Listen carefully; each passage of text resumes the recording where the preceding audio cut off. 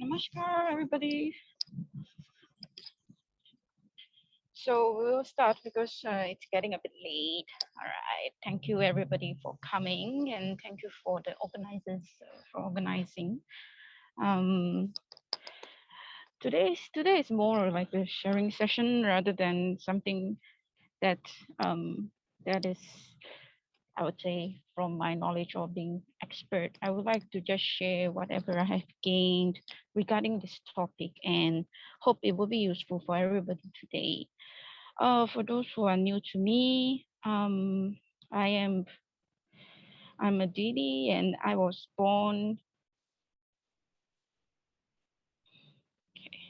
I was born in Singapore, and I learned meditation in 2013.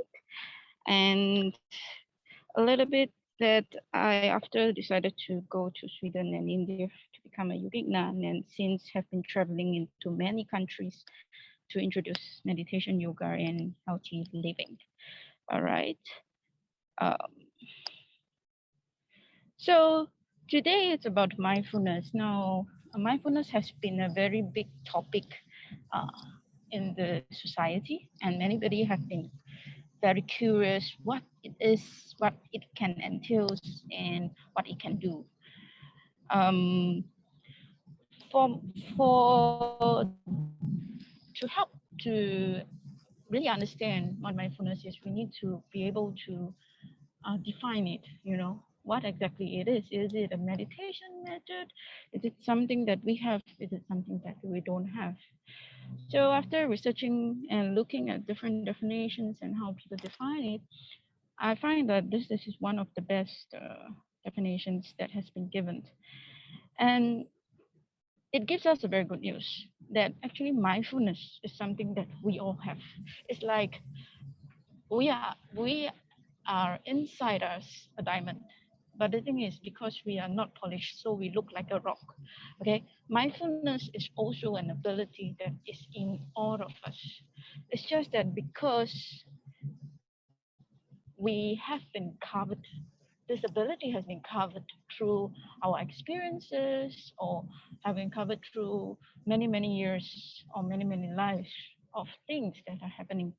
We do not know how to use it, or we do not know how to uncover it. So it is actually a basic human ability that to be fully present and aware of where we are and what we are doing, and not overly reactive or overwhelmed by the things around us.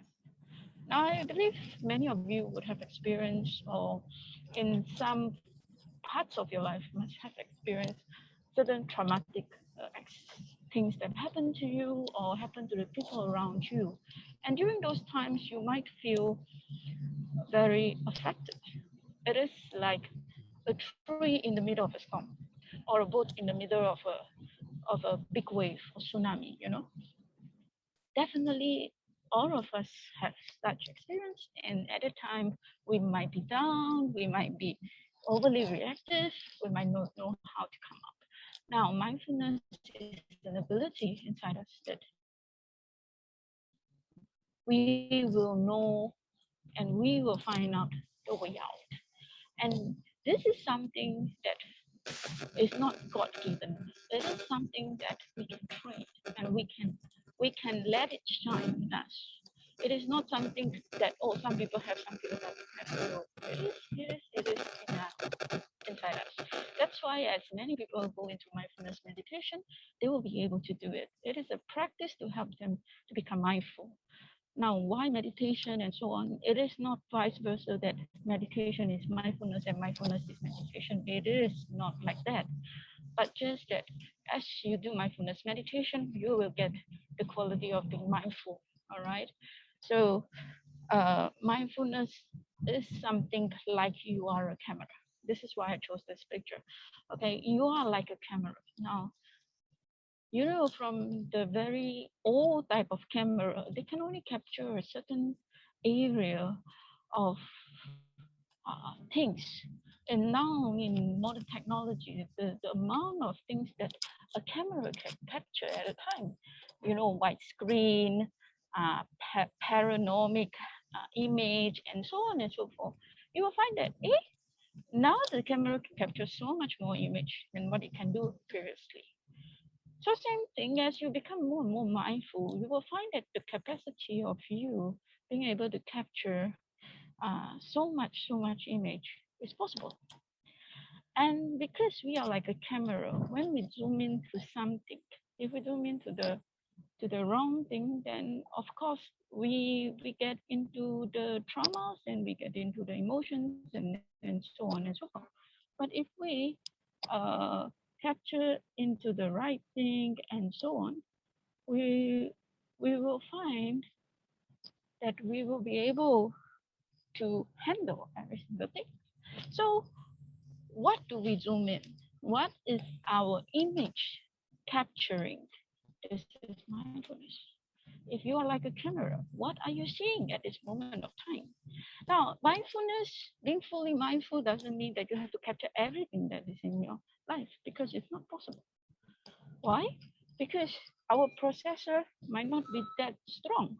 Okay, like computer, if your processor is like a i7 Intel and someone has like a i10 Intel, the i10 Intel can capture more information as compared to an i7. So according to our processing ability, our ability to handle things, our mindfulness of more things will happen to us. Now, mindfulness can be categorized into a few things. Of course, what is being mentioned in the more acceptable uh, in the society is mindfulness with the physical, which things that we can see, we can look, we can feel, and so on. But today I would like to introduce that. There's another type of mindfulness.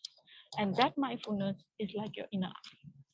Your inner eye, the what you see inside. How can you experience the thing being in touch with yourself?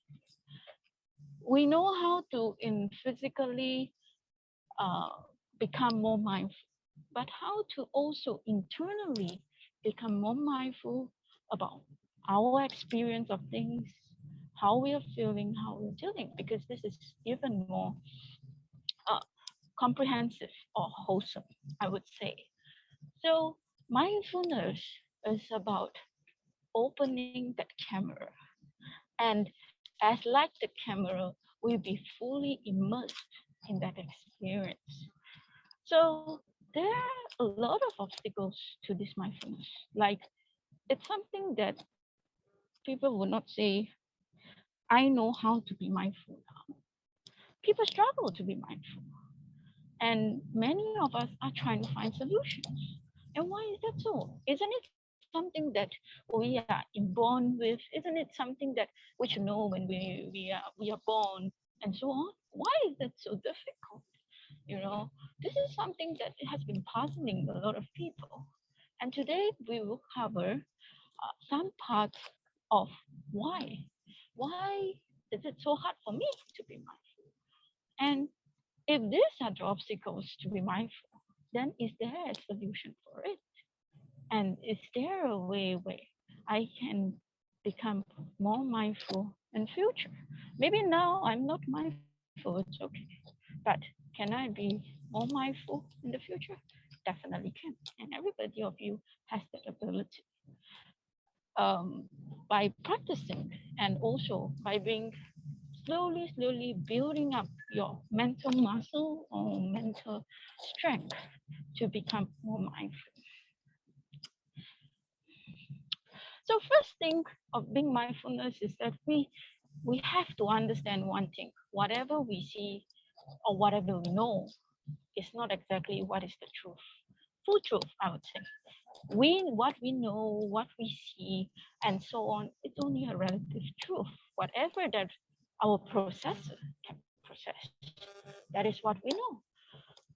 Why is that so? Because there's so many things happening in this universe, and not everything you can capture, and not everything you can know. Because of your experience or whatever that you understand, the ability to understand really depends upon individual. Maybe through their experience, their guard, the people who they are guarding, or maybe through their living, I would say their family or their environment. That's why they can understand certain things or they perceive certain things in certain way. And this builds up our map. Our map, when we first come to this universe or first come to this world, it is empty. It is slowly as we experience and we understand that we slowly build up the map.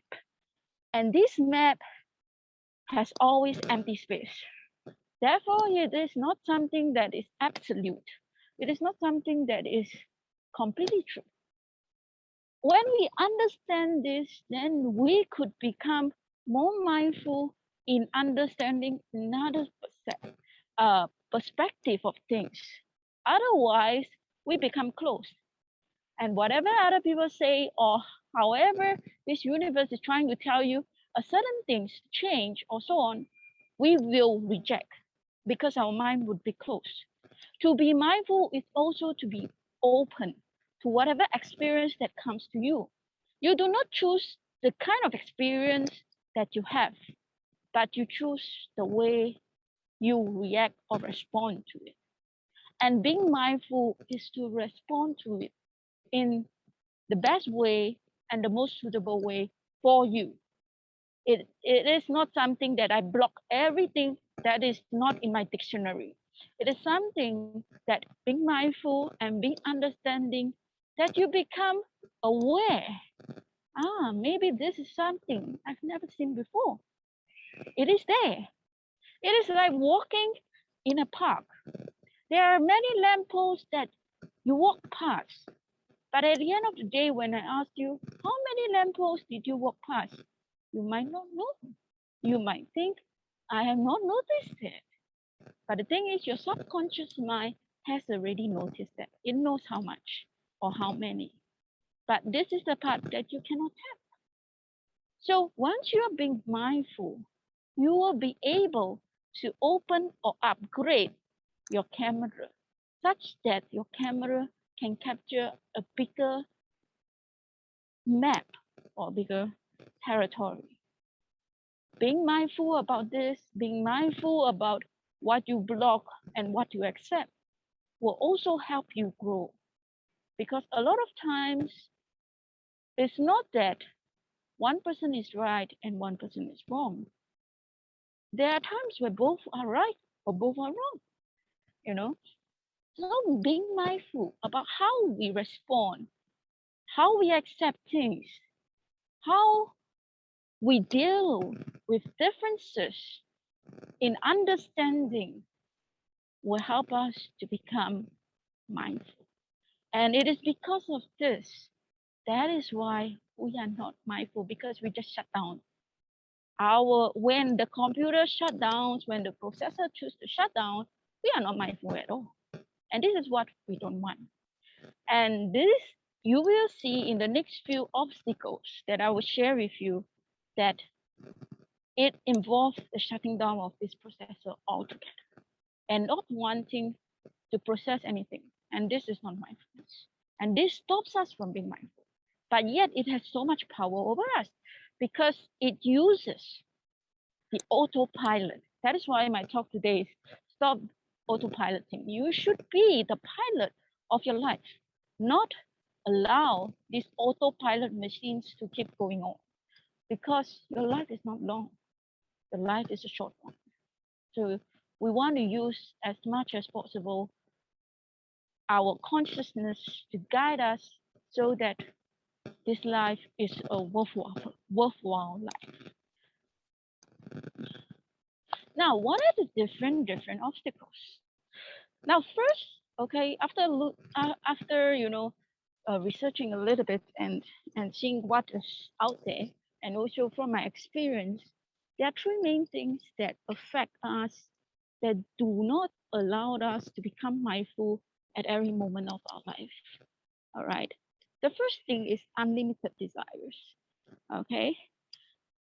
the desires that are a lot and a lot. I think this one is something that we are very used to. Okay, I'll explain more in a few moments. Then the second thing is emotions. Now, if you look at this picture over here, you'll understand that when we receive the signal from the external world through our eyes, ears, hand, nose, and mouth, it goes into our supercomputer mind. All right.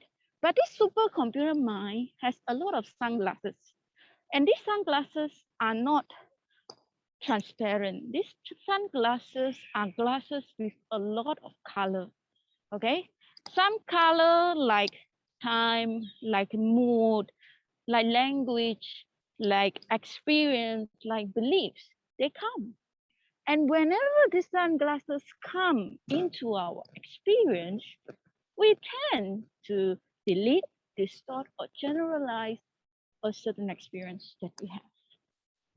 So when it is processed, then we come out with a response. Now this delete, distort, and generalize is actually to help us to live. That's why we have this processing. But it does not mean that we should always follow it. We should be aware and we would try to change something, especially when it comes to emotions. Emotions is one of the strong autopilot that we have. When we are angry, we have to shout. When we are sad, we have to cry. When we are upset with someone, we have to hit someone. Okay, these are very autopilot reflexes that we have. Why? Because of all these sunglasses that we have. And that is why we become not mindful of the experience. Maybe the experience is something that is not supposed to be how we conclude it. Like, for example, when a person speaks, but because you don't like that person or you have some bad experience with that person, even how well the person speaks, your mind will not be aware of what the person is speaking, but you will autopilot and just slam down whatever the person has spoken. Even if it's a good point, it will become a bad point. You know, this is how our mind works. It is not something that we want it to work, or it is not something that is bad to humanity, but it is something that we have to be aware of. Because if we become aware of this, we would understand that the first spark that make us upset, that make us feel a certain thing, even a good emotion, isn't always the whole story. Then we will have time to become mindful of what the whole story is all about, or what the whole information is all about.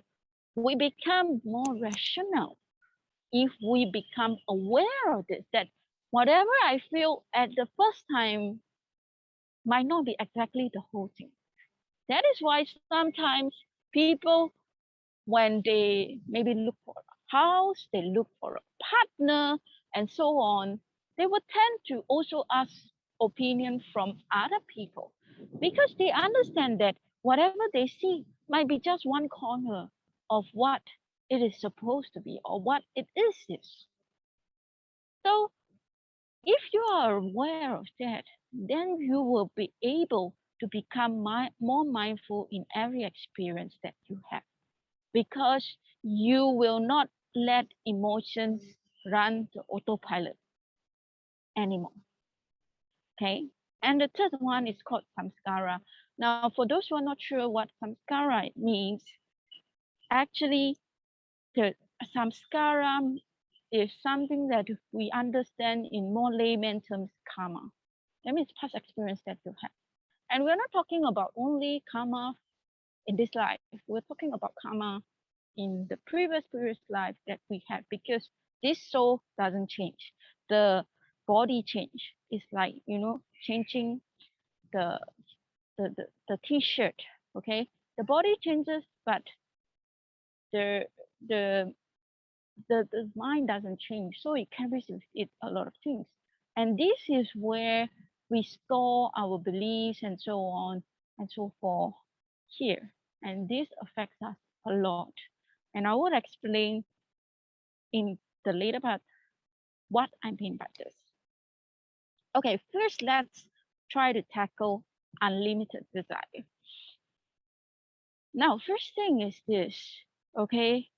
We have experienced ourselves and our friends also, that nobody in this world want to be unhappy. Okay, this is this is a common fact. Whether you are in Africa, you're in Singapore, you are in America, and so on. Who wants to be unhappy? Nobody wants to suffer. Nobody wants to be unhappy. Okay, we desire happiness and bliss. This is a very common understanding of human nature. And in search of this happiness, what we did was we understand that, oh, maybe physical things can give us happiness. Like, for example, if today you want an iPad, if an iPad appears in front of you, you will see, you will be very happy at that moment, right? So it's like a child, they want some toys, they get the toys that they want. Now, this is something that happens in every human being. Okay, whenever we desire something physical and we get it, we instantly become happy. Like a hungry man, you give him food, he will instantly become happy. So what humans understand is that I can get gratification, I can get happiness from physical things. So that is why people run after physical things. This is a very natural thing, but this is the autopilot of us. Then we keep running for physical things. Today I earn 1,000, I want 10,000. Today I have 10,000, I want 1 million. It is never ending. Why? Because these physical things are limited. They are limited. And if we get or we achieve something like, oh, today you get the Olympic gold medals, you will be at the moment, you will be like, wow, I'm so happy, and so on, so on, so on. But this feeling will slowly dwell down, will slowly finish. And 10 years down the road, what is this feeling? You don't really get this feeling anymore. This happiness will die down. You will run for another thing, So because we keep grabbing on something limited, we always, when the effect dwells down, we have to grab on next. We have to grab on next. We have to grab on next. So there is no end, and we keep grabbing. Now, what has this got to do with our mindfulness? Now, if you look at how this cycle is running, you would understand that what are we trying to do? We're trying to tell our mind, what's next? What's next? What's next? I want this next. I want that next. I want that next. You are always focusing on next, next, next, next, next, next. There is nothing about now. So now, whatever is happening, I will not be aware because I'm always looking at what's next, what's next, what's next, what's next. So how to be aware of now? So when you go to, okay, Tuesday, I need to do this. Wednesday, I need to do this. When you are at Tuesday, you think about Wednesday. When you're on Wednesday, you think about Tuesday. And you think about many things, but not experiencing what you have now. Even if you desire that 1,000, that 1 million, when you get it, your happiness is only so teeny, whiny, small, because it will dwell down. It is only limited. And when it is done, you don't really feel so much happy as compared to you thought you will be very, very happy. So because you look for the next 1 million or you look for the next 10 million, you want to be a billionaire, you want to be a trillionaire, you are always letting your focus be outside and always going for the next thing, that you forget that you are living now. you cannot be aware of now when your eyes keep looking at what's next, what's next. It's like you are walking and you look at what is 1 kilometer away. How would you know there's a shit in front of you? You don't know. How would you know there's a very cute dog in front of you wanting to get your attention? You cannot see. You are like a very tall giraffe that's looking in such a far place that you cannot understand there is such a beautiful flower beside you. How to be mindful? Cannot. So a lot of us are trapped here. We cannot be mindful because we keep looking forward, forward, forward, forward. And this autopilot thing has been always going on, going on, going on. It's like a mantra, go on and on and on, next, next, next, next, next. And we cannot become aware of what we have now. So this is a very huge obstacle that we faced as humanity today, that we cannot become mindful. And when you always think that what's next, what's next, what's next, what happened is, how are you going to be happy? How are you going to be appreciative of what is there today? So we will talk about the solution in the next section, but this is something we have to keep in mind. It is stopping us from being aware and stopping us from being truly appreciative and truly experiencing what we have now, and keep running after the grass is greener on the other side. Okay, even if the grass is green right in front of you, you cannot understand. You always think that the grass is greener on the other side. This is the mindset. This is the trap that we are in. The autopilot machine that is going on, that we need to learn how to switch it off. Then you will be able to slowly become more and more aware and more appreciative of what you have and become mindful. Now, the second thing that we want to talk here is emotions. Now, I believe most of you in some form would have experienced certain kind of emotions or certain traumatic things or so on. And this works on the things called emotions. It's on this big, big, big, big topic. I used to stay with one Didi, okay, and she's from India herself, and then and she told me this. I cannot understand what the word emotional is until I came out of India. So I thought it was very funny. Emotional is very simple for me. It's something that I experienced when I was young, and it's very common in wherever that I'm staying. Why do you find it strange? Then she explained more to me and so on, and then I understand, because in their culture, whatever emotions they have, they will let it out instantly. They would not keep it. Emotions become something that really hinders us when we keep, or we try to hide, or suppress and stuff like that. Then it becomes really a psychic problem. If emotions is something that you can let out in an appropriate way without hurting other people, it will not become an issue. And emotions are something that once we keep in the mind, or when we suppress it, it becomes with interest, and it becomes a very, I would say, gigantic force. Why is that so? Okay, you see, when you watch a movie, if the movie is very touching, it's very, I would say emotional, or very engaging, most of the time, whatever happens around you, you don't really know, because you're sucked into that experience, right? So emotions have this power over us. It is one of the biggest, I would say, um, biggest autopilot that we have, other than the next one I will talk about, which is the samskara. This is something that happens right now, and it will pull us away very far from being aware and being mindful. All right. And there are four very strong emotions here that I wish to highlight. I mean, there's more, but there are four very, very strong emotions here that takes us away from being mindful at any time of our life, especially in terms of traumatic or bad experience, or a thunderstorm or something like that that happens in our life. So the first one is called aversion or ill will. Now, if you look at the picture, you will understand that it is about building the wall.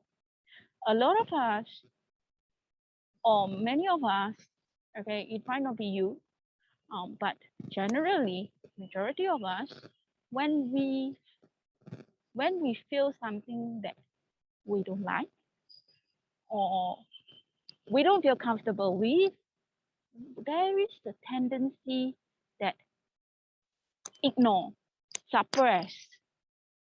It is like building a wall. Today you build 1/6 of the wall, okay, but these emotions come not one time, it comes a lot of times in different stages of our life. So today you build 1/6 of the wall, tomorrow you build another 1/6 of the wall, one day you will see very tall wall. I'm not talking about physical wall, but I'm talking about an emotional wall that we build between us and another person because we feel it's painful. So build, build, build. It is like I don't want to feel anything, so I I I I I inject the anesthesia in me so that I become numb to whatever experience there is. If you are numb to whatever experience that you are in, how to be aware?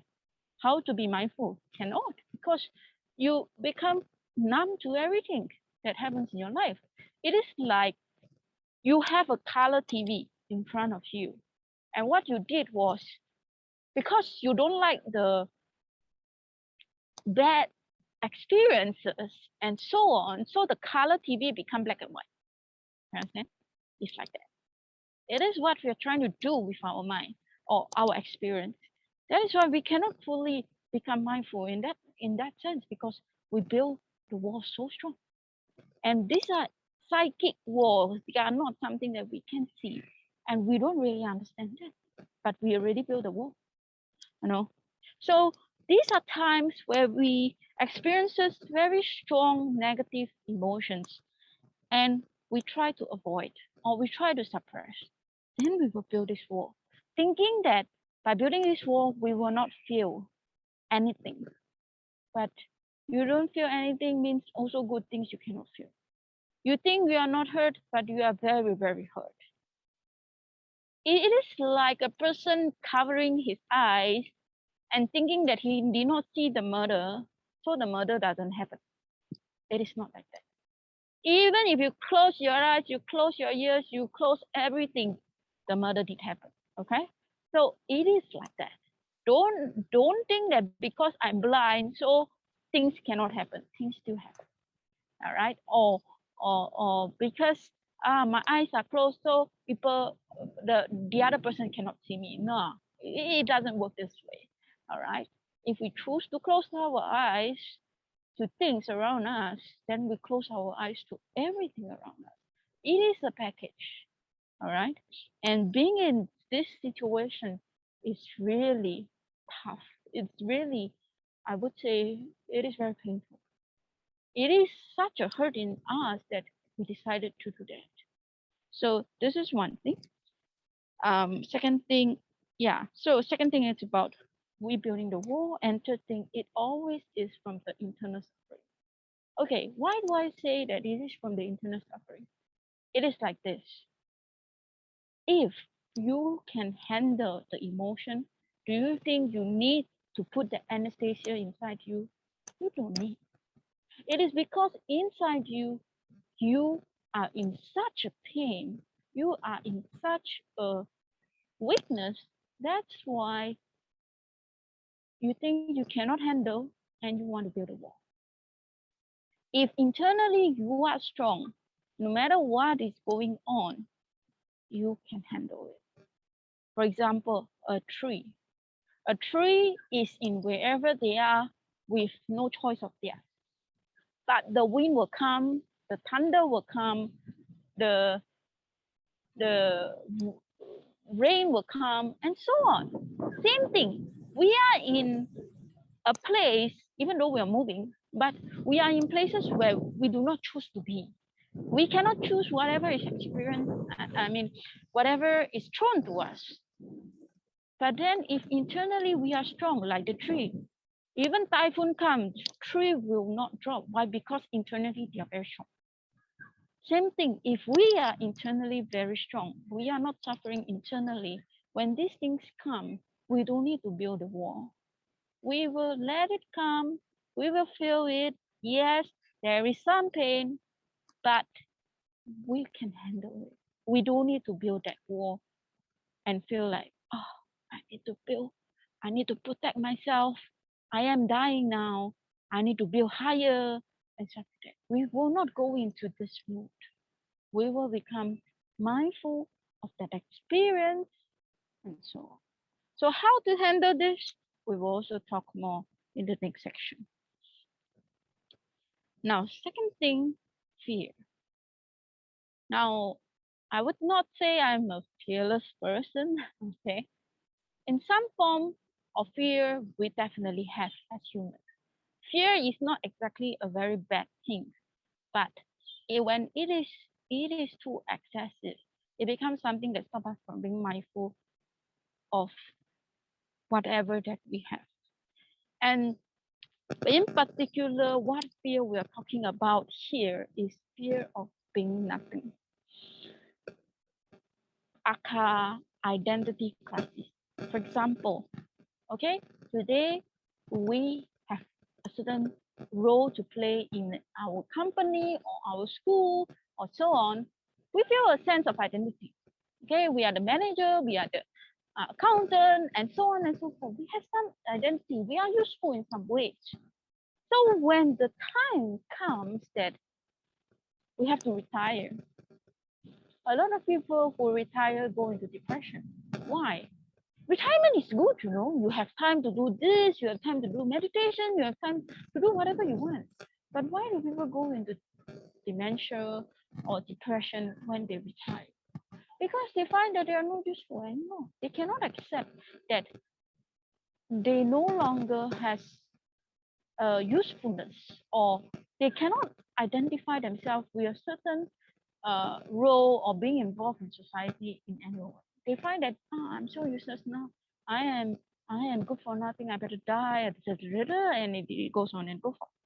So this kind of thing happen not only when we become um, when we reach the age of retirement, but it also happens in snippets in our lives as well. When suddenly, out of all the busyness, we become free. We have nothing to do, or we're waiting for something. And then you will start finding yourself trying to find like the Facebook to scroll through, something. You will try to find the next thing to get you engaged to show that, oh, I'm actually very busy, I'm very busy, I'm very busy. You cannot you cannot accept that, yeah, that time I'm free, you know. So this fear is innate in us, but we don't really know. But you will see, especially in the trains or while people are waiting for people, you will see that instead of, you know, maybe resting for a while, closing your eyes, uh, they will try to open the Facebook and scroll the Facebook and see what can answer and so on and so on. Make ourselves busy. All right. So we bombard ourselves with the external world during those times. And these actually lead us to a lack of vitality and making us really tired, not only mentally, but physically. We, even machines, need to rest. Okay, we cannot be constantly always in the external world. We are unable to have the sharpness of experiencing the experience that we have because we are tired of it. It's like someone who haven't ran 10 kilometers. Whatever is in front of them, whatever you give them, they can be aware. They can be mindful. Okay, because at the time not tired, no? But after running 10 kilometers, and the person is new to run 10 kilometers, maybe first time running 10 kilometers, even if you present the most wonderful cake in front of them, or their favorite food in front of them, they cannot be mindful to appreciate that food. Why? Because at the time the mind and the body is already tired. So the same thing comes here. That because we fear of the nothingness or not being able to identify ourselves with something, we constantly strive to get an experience outside that we become very tired in our mind and in our body. Then, how to be mindful? Cannot be mindful.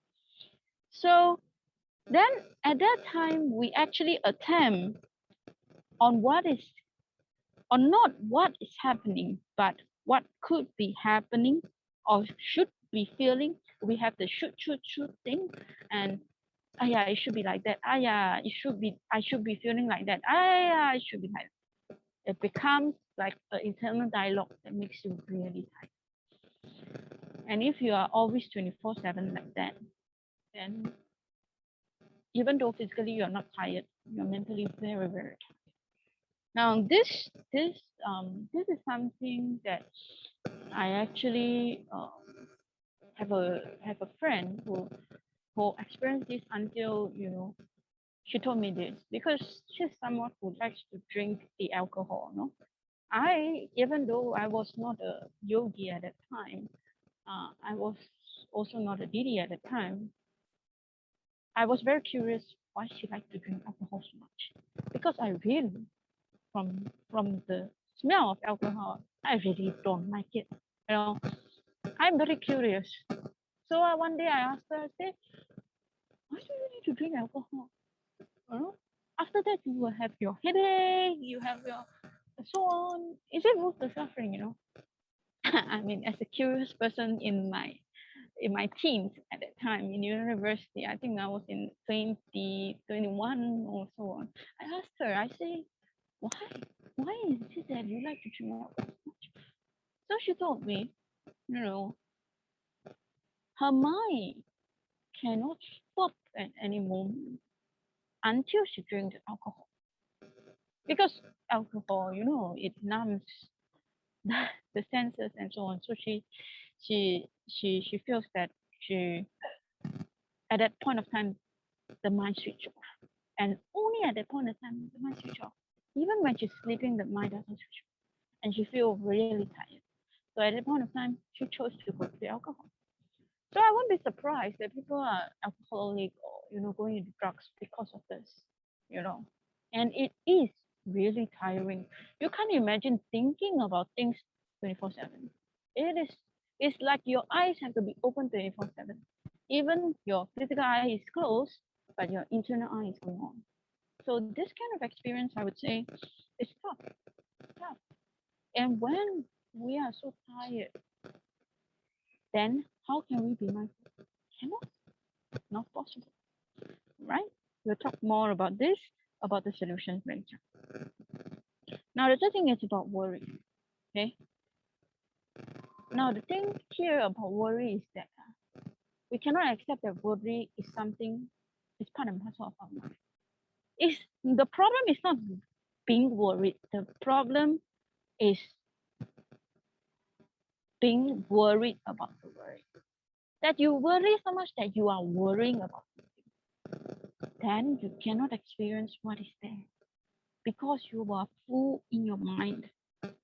And here you are driven by thoughts and ideas about things and not about the experience at all. So your mind is full, your processor is full. You cannot think about what is happening, but you think about what you're thinking and what's your idea because you're worrying about something. All right. So we'll talk more about this, about the solutions in a while. And the fourth emotion here is doubt. Now the doubt here is also something that helps us in life because sometimes when we experience things, we might not be fully believing it, okay, it is normal, all right? But it shouldn't be in an excessive way where you doubt every single thing in your life. You know how tiring that is? To doubt everything that comes to you. Yeah. It need not play such a big role. It can play a small role sometimes and so on and enhance our lives so that we can understand things better and so on. But if you find yourself doubting on every single thing, then how are you going to experience? Even if I put a dog in front of you, you want to doubt whether is it a dog or it's a cat, it's a mixed kind of a breed or something like that. I tell you it's a patent, you think maybe this patent is previously a bottle or so on, and then how to experience, how to be mindful. I'm giving you examples where it's more extreme, but I hope that the point goes across, that we somehow in some way have this in us. And when these are turned on to become the autopilot and become an extreme, then it becomes an issue. Because when doubt becomes too much an issue and we doubt everything, especially even ourselves, then it becomes a very big issue. You cannot experience anything when you start doubting about yourself. You don't even have the mind to experience the things that are actually happening. You will doubt even your experience about it. Then how to be mindful? You cannot be mindful at all. Okay? So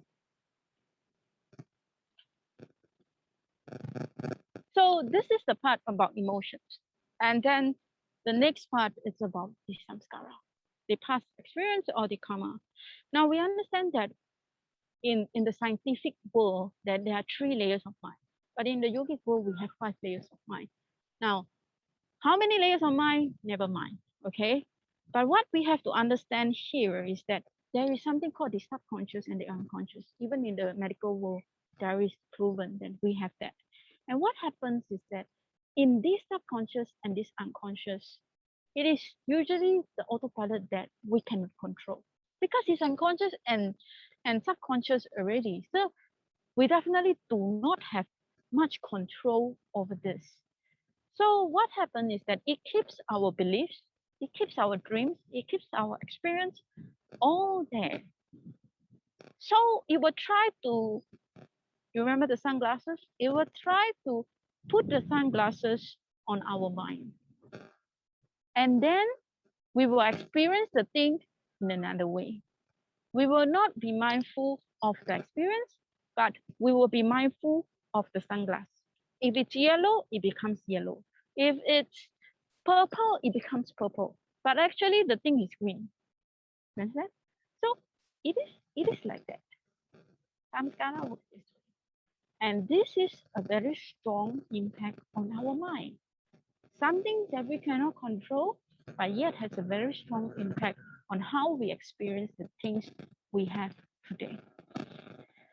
That is why, in terms of politics or motivational speech and so on, it's usually on this.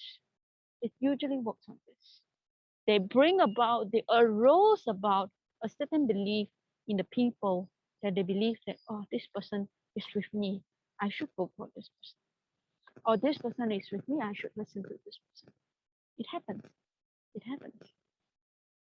And that is why some people learn NLP, and so on, neuro-linguistic programming, McDonald's advertisements, they are working on this. And that is why it is not exactly the whole experience, but they're showing you the experience, the part of the experience that you can link with.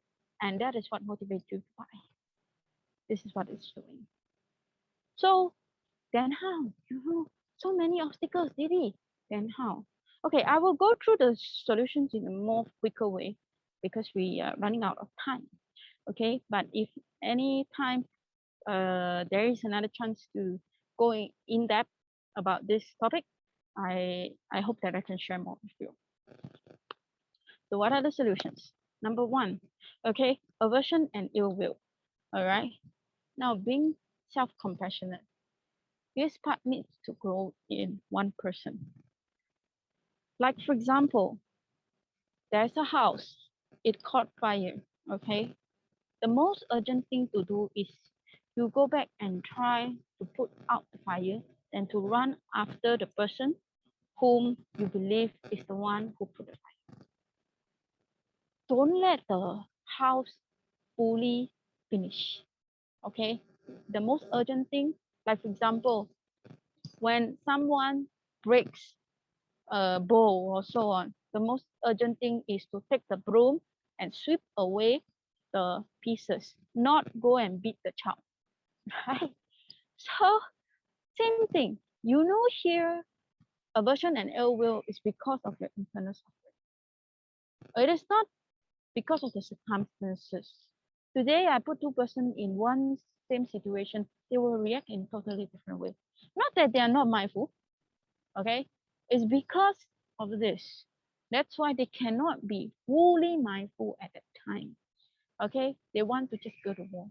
So maybe one build a wall, one don't build a wall. So the one who build a wall will have a lot of suffering. So for them to really be mindful in that situation, they have to try to heal their internal suffering. So you have to be self-compassionate.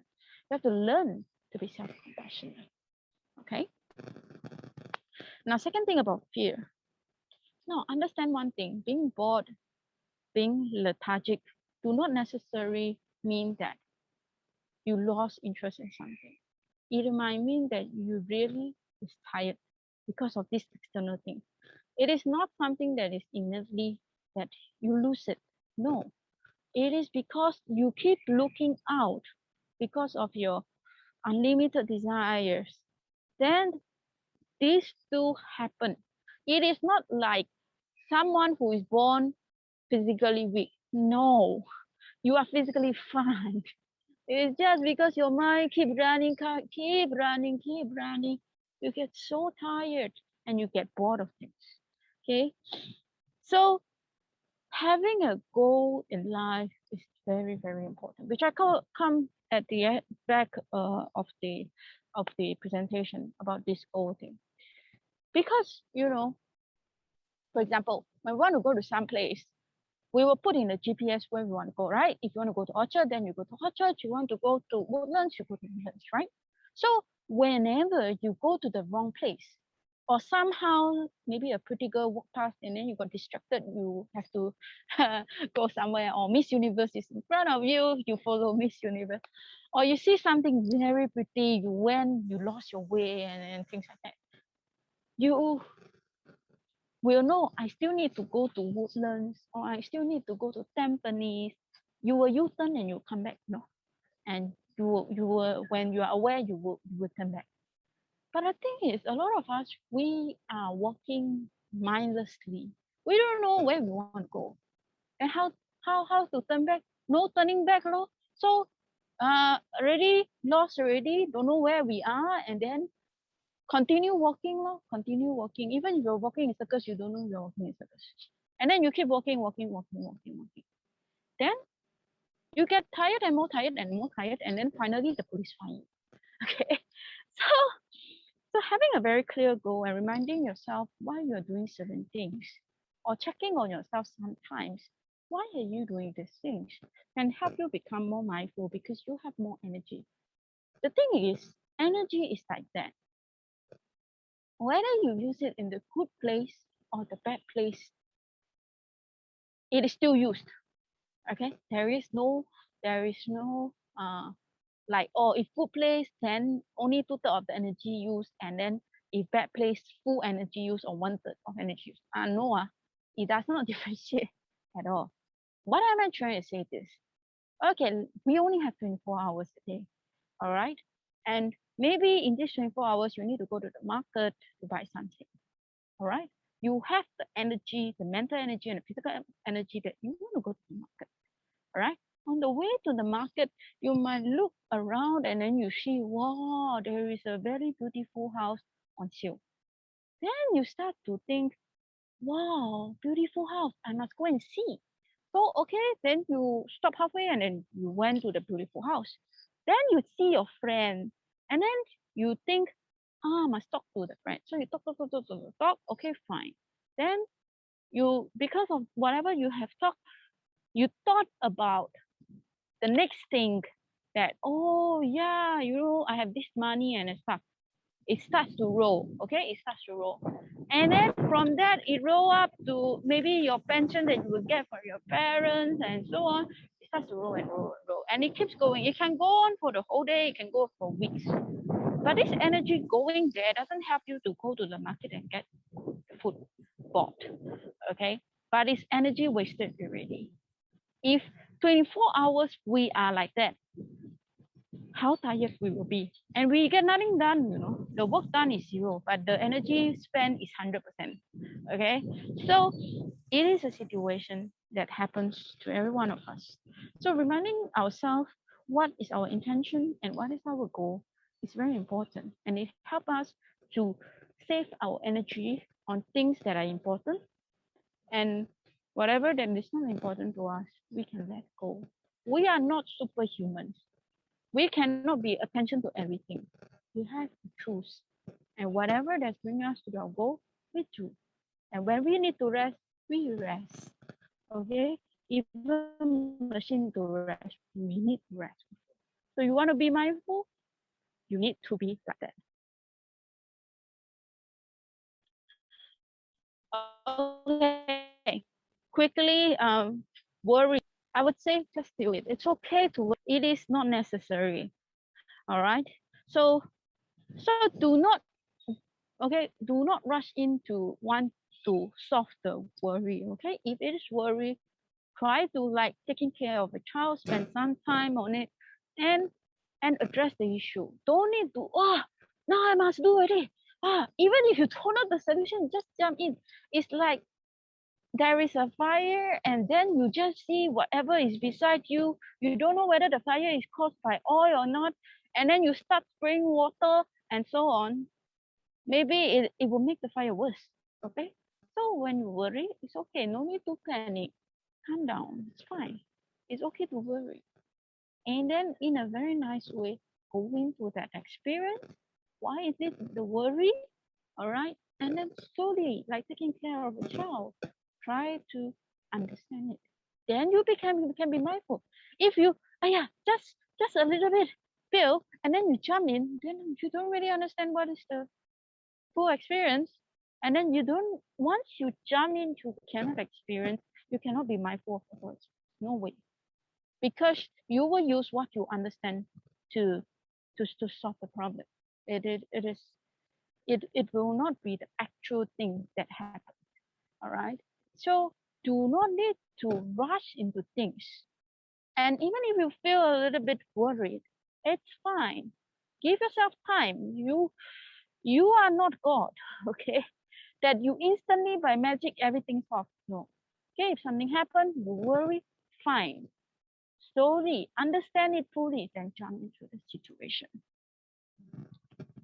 Now doubt. Okay. One of the best things to do is that if you have a doubt, like for example, you want to do certain things and you start doubting, I can do it or not. There's so on, this person doubt me, that person doubt me, everybody say I cannot, and then this doubt comes to you. The best way to do is to doubt the doubt. All right, kill it or do something to kill it. All right. I mean, I cannot very specifically go into this, but if you start practicing this, you become more the controller. Also, autopilot wants to come, but you become the pilot. You try to stop this. I know I'm the pilot. I know where I'm going. I am confident I can. Then you will be successful. Then you will be good. Then you will be mindful of everything. Otherwise, the doubt keep coming, coming, coming. Even if it's really a flower, because of doubt, it becomes like a dead leaf. All right. So doubting the doubt will help us on this. Now, why did I keep unlimited desire behind? Because this is something very important for us to understand is this.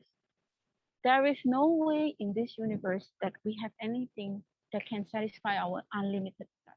And this unlimited desire will cause a lot of emotions in us that you hear previously. Of course, I gave you some solutions, but if you don't settle this unlimited desire, these emotions will still come.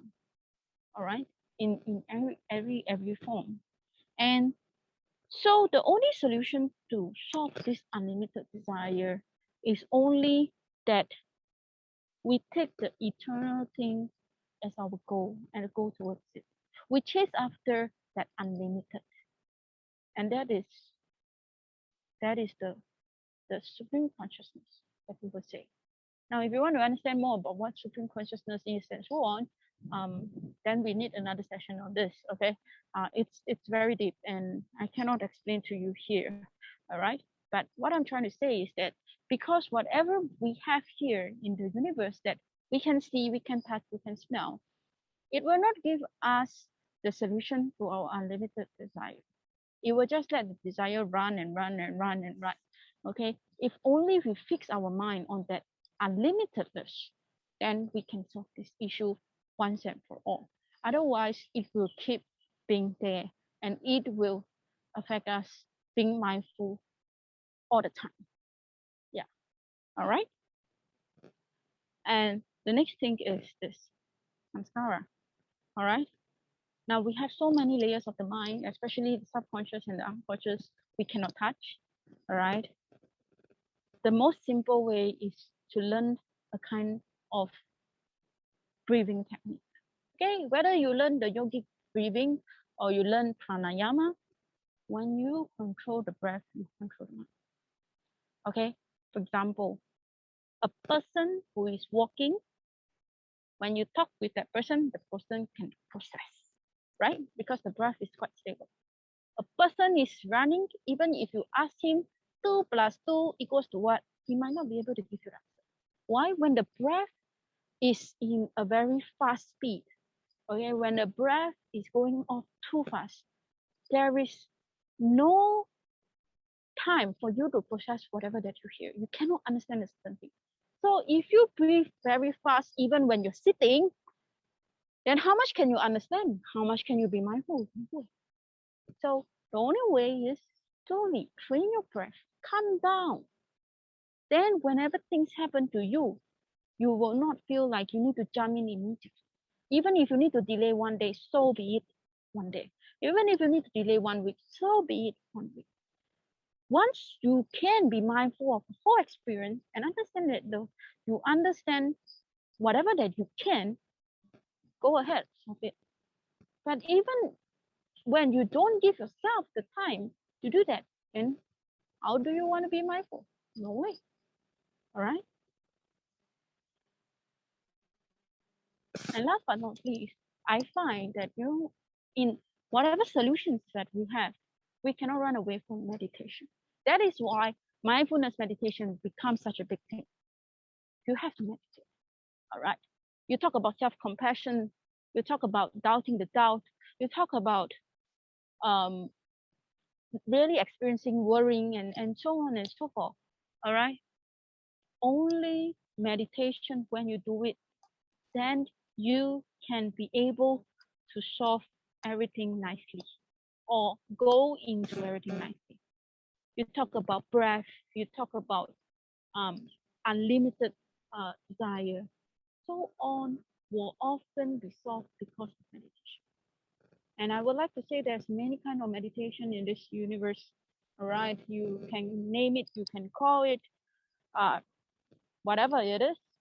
But I personally, the meditation that I practice is tantric meditation, and tantric meditation allows you to have a very clear idea of what goal you have.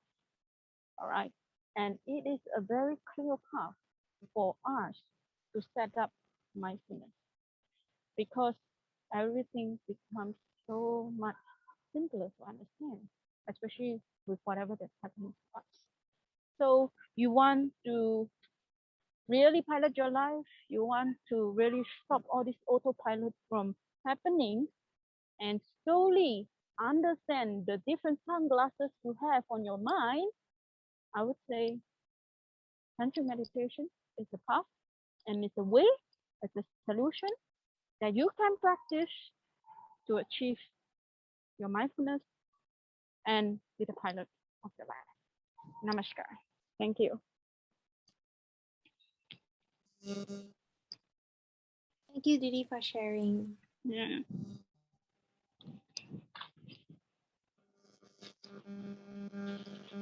Wait.